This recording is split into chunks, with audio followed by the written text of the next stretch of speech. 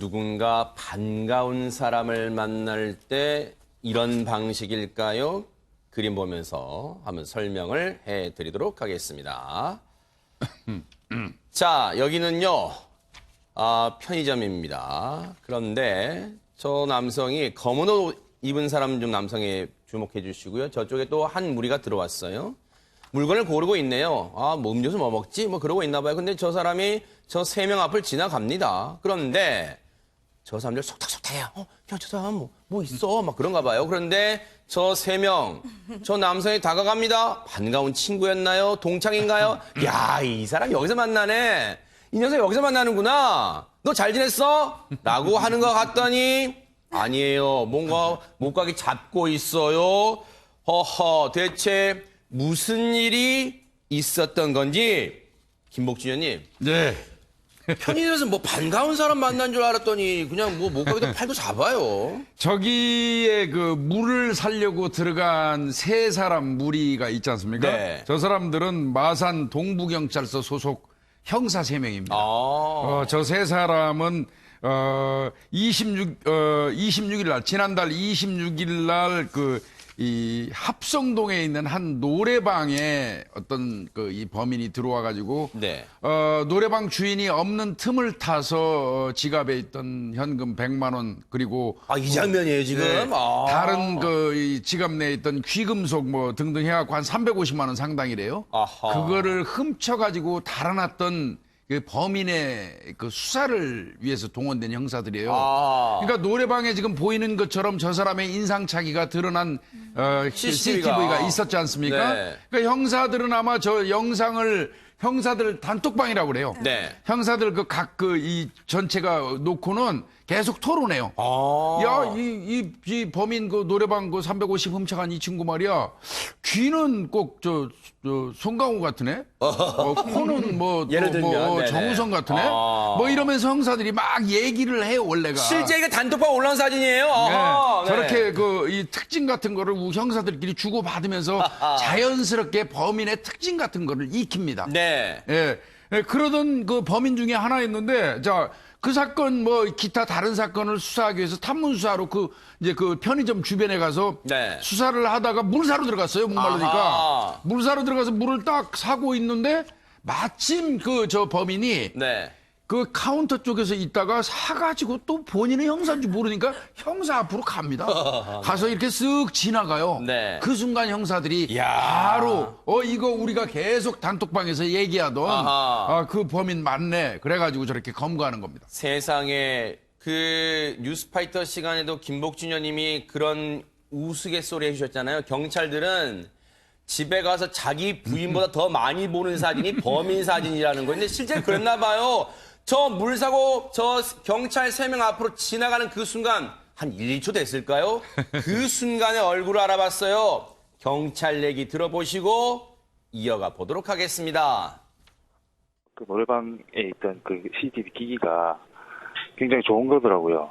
그래서 인상 차이가 잘 나와 있어서 그거를 저희가 이제 갖고 다녔거든요. 휴대폰 속에 저장을 해가지고 탐문 수사를 나가기 전에 이제 물을 한 잔 마시려고 이제 편의점에 들어갔는데 마침 거기에서 피해자를 발견해가지고 저희 검거하게 됐습니다. 처음에는 아니라고 이렇게 부인하다가 저희가 사건 개요에 대해서 설명하니까 그때부터 이제 손하고 발을 막 떨더라고요. 그래서 이제 이 사람이 범인이 맞구나 100% 직감을 했죠. 교도소에 출소하고 나서 특별한 일 없이 직업 없이 다니다가 생활비가 부족해가지고 그래서 범행을 하게 됐다고 진술을 하더라고요. 인상착의가 좀 특이했거든요. 그게 영화 속에 나오는 한 배우하고 좀 닮아가지고 그 배우랑 닮았었어요. 그 영화에 나오는 배우. 살인의 추억에 나오는 그 향수기 부르는 그 친구 있잖아요. 바로 확인을 할 수 있었어요. 여러분, 이게 정말 웃지 못할 얘기가 또 숨어 있네요.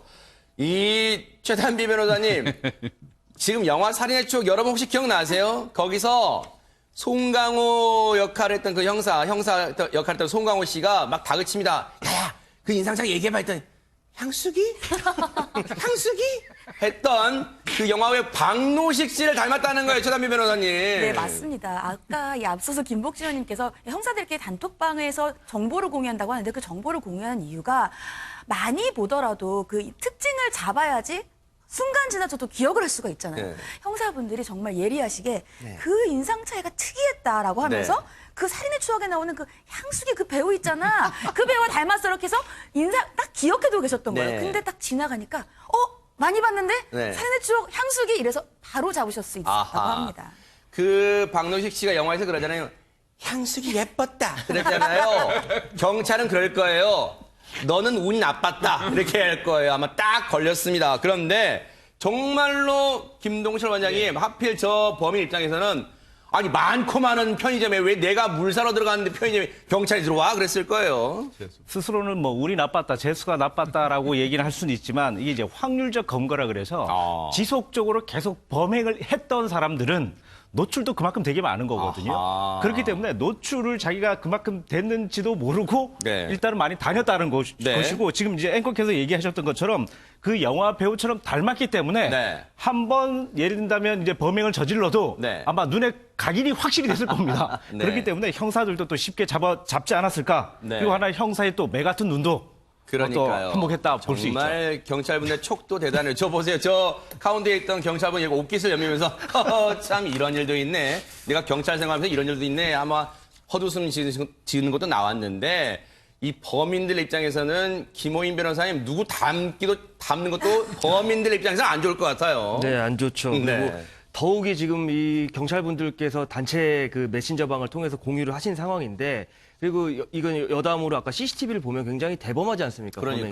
범행이. 저 정도의 범행을 할 정도면 여죄가 있지 않을까라는 합리적 의심을 우리가 해볼 수 있는데요. 네. 네. 아니나 다를까요? 여죄가 있었습니다. 아하. 지난달 29일에 또 창원시의 그 비슷한 지역에서 네. 술에 취해 이제 길거리를 걸어가고 있는 여성에게 접근을 해서 일명 소위 부축배기라고 하는데요. 부축배기. 부축을 하는 척하면서 쓱 빼는 거죠 지갑을. 그 절도 범죄가 한 건 더 있어서 네. 그 이외에도 여죄가 있는 현재 지금 경찰 간부들이 수사 중이라고 합니다. 네, 생활비가 필요해 범행 저질렀다고 하기에는요, 너무 이 무모한 범죄를 저질렀어요. 노래방의 카운터에 앞서 보시죠. 아무도 없으니까 슬쩍 가지고 나왔는데 그 액수가 만만치 않습니다. 350만 원이에요.